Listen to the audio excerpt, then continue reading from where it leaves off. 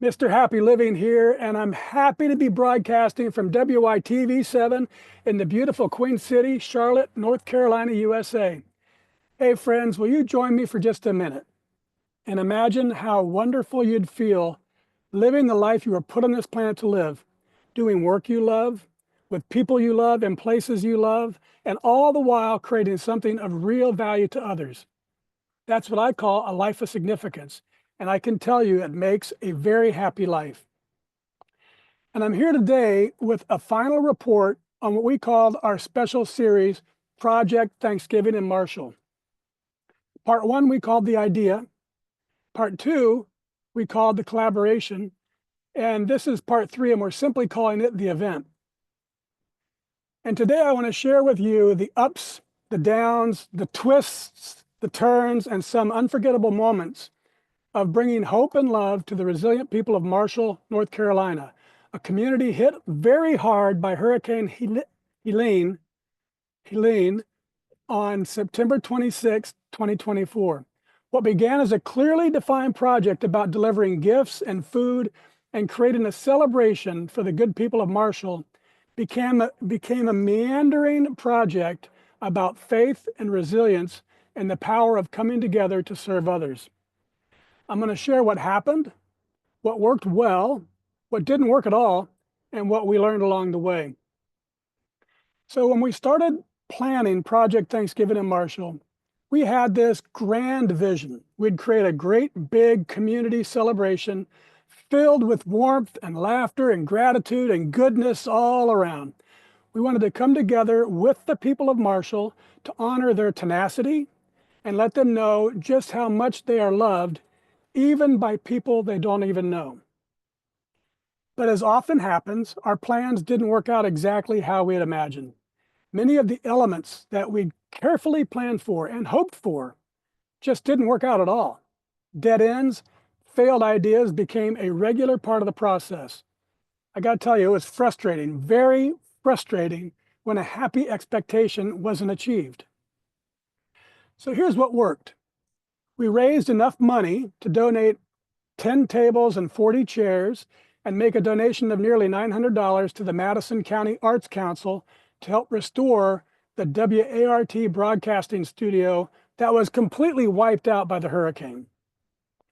I believe we also raised quite a lot of awareness for what was going on in Marshall. And we delivered the folding tables and chairs to be used at a different event in Marshall and that their guests could have after the event if they needed them. Perhaps our greatest win, well, I'd say it was our greatest win, was our backpack program. Pastor Chris Dortch and his Grace Point Church in Mooresville led the way, providing the children of Marshall with more than 70 love-filled backpacks stuffed full with age and gender-appropriate items. We also delivered about 250 inspirational books as gifts for the adults of Marshall. We hope that they'll reach and encourage people still working through the devastating impact of Helene, now 3.5 months later. And now, here's the long list of things that didn't work at all. Starting with getting people registered for our event. It was a complete bust. Getting a Christmas tree, another bust. Getting a United Way grant, bust. Providing dinnerware, bust. Making event t-shirts, bust. Finding a location for the event, bust. And providing music at the event that didn't exist obviously was a bust. And most of all, serving a delicious, fully catered Thanksgiving dinner was a total bust. So we had a few wins, but we had truly many more losses. Yet each loss or setback, it seemed, was teaching a valuable lesson. I, were being taught to let go of my or our expectations and embrace the project as it was evolving. And maybe you could say as it was meant to evolve. We were being taught that the project wasn't about us and what we wanted it to achieve. It was about the people we were serving, and it was about trusting that God would guide the way, His way, for us to serve them. We were being taught that the project was about beautiful, selfless, often unexpected acts of service that happened to emerge nearly every time a road seemed to close. I met amazing people like Paula from Mars Hill United Methodist Church, and Sandra from Calvary Worship Center Church of God, and Eric from the WART Broadcasting Studio. These are folks who genuinely put the interests of serving others above their own. Their dedication and compassion became a constant reminder to me of what this project was really all about. And then there were the volunteers, many amazing volunteers. They too are people who put the interests of others above their own. Just imagine with me right now, these beautiful volunteers stuffed more than 70 backpacks with love, filling them to the brim with supplies and toys and necessities, all packed with care for children they had never met. There were so many beautiful backpacks that when I hauled them from Grace Point Church in Mooresville to the Calvary Worship Church in Marshall, this 24-foot Sprinter van of mine was literally filled side to side and top to bottom, completely full. There were backpacks everywhere. It was quite a sight to see. The backpacks went to children impacted by the hurricane and others in need too. The backpacks were given to children at Madison County Head Start, located at Brush Creek Elementary, a program that gets kids ready for school. And they were delivered to Brush Creek Elementary and Madison Middle School, and also to Sweeten Creek Mental Health Program. These backpacks went to teens that are struggling with mental health issues. There was a lot of love everywhere too. My friend Mary told me that she had so much fun filling her backpacks and imagining the different children who'd receive them. Her joy was absolutely contagious. And that's what this project was all about. It was the simple moments like that one with Mary that I'll never forget that made this project truly special. As rewarding as these moments were, there was also a genuine sense of disappointment. We simply were not able to create the big, beautiful Thanksgiving event that we had envisioned. We weren't able to gather together with the people of Marshall in one place with a grand event to celebrate their resilience and show them in person how much we care.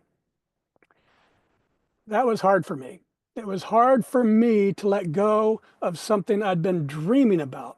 I wanted so badly for us to be there all together, sharing stories and breaking bread, laughing, and most especially, I wanted to see the joy in the children's faces as they unpacked their gifts. But even in this disappointment, there was a silver lining. The love and effort that we poured into the project still reached the people of Marshall. It may not have been in one big celebration like we planned, but it was still an expression of our deep gratitude and respect for their community. And I believe many throughout the town of Marshall felt it. So one of the biggest lessons I learned through this experience is that our purpose and power don't come from ourselves, they come from God. This project reminded me that God's plans are often different from our own, but they're always better because they're always His. The setbacks and frustrations we faced weren't failures, although they sure felt that way. They were part of His plan to take us in the direction we were meant to go to serve His purpose. For some reason, as we were working through this project, Corinthians chapter 4 kept popping up. So I read verses 7 and 8 at the end of part 2 of this series.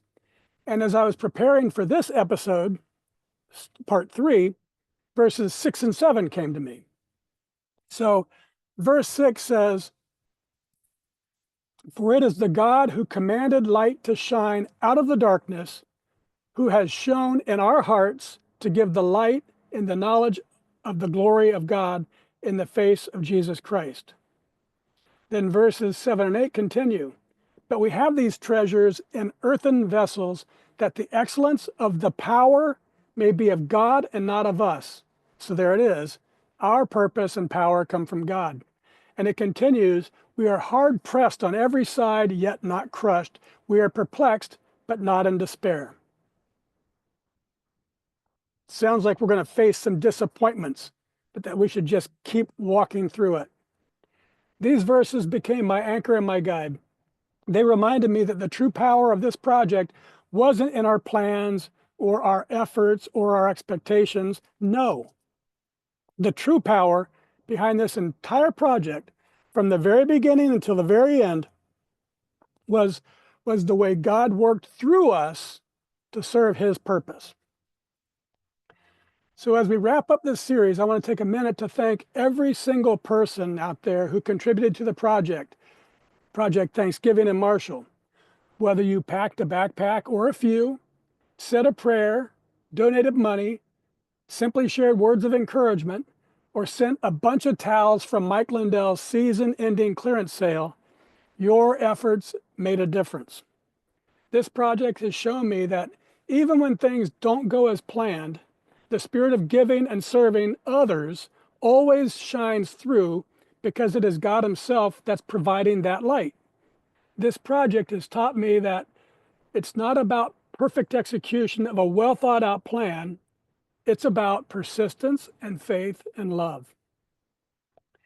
So as we kick off a brand new year, and as always, I'm expecting 2025 to be the best one yet, let's let the story of the event be a reminder to us all. We don't have to wait for the perfect moment or perfect plan to make a difference. We just have to show up, trust in God's purpose, and let love lead the way.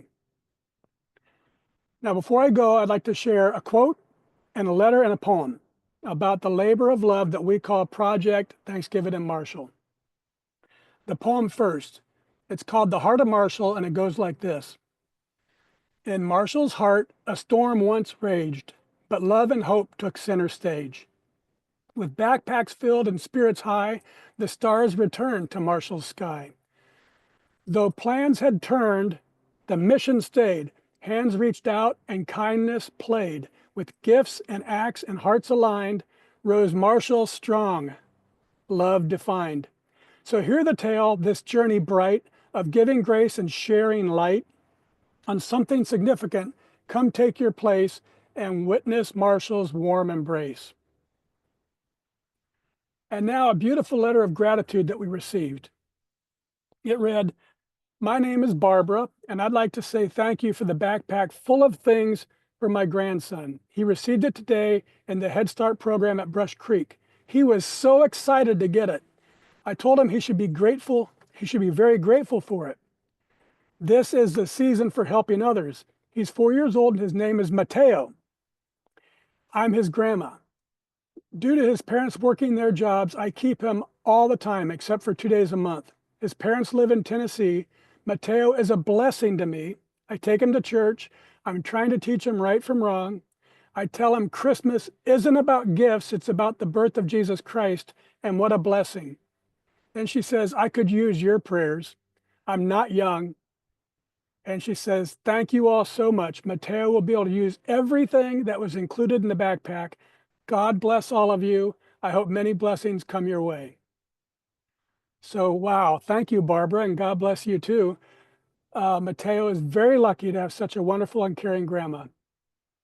And now, a favorite quote that continually reminds me, like Barbara, to live in the spiritual realm of gratitude rather than in the earthly realm of expectations. It comes from singer-songwriter Ray Wiley Hubbard, and he says, quote, and the days that I keep my gratitude higher than my expectations, well, I have really good days. And now, folks, I want to thank each and every one of you who contributed, donated, and supported our Project Thanksgiving in Marshall. And I encourage you to continue in the spirit of giving by supporting our fabulous broadcast team and donating what you can to WITV7. They're a 501c3 charity on a mission to educate, empower, and encourage. They do good works with your kindness.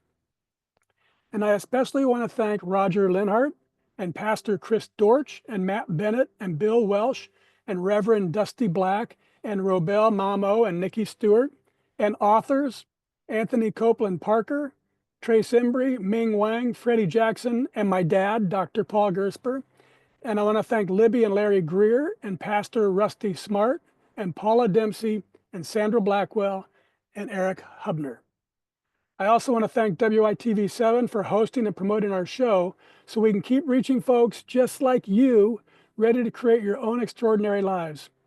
And most especially, thank you to our viewers and listeners.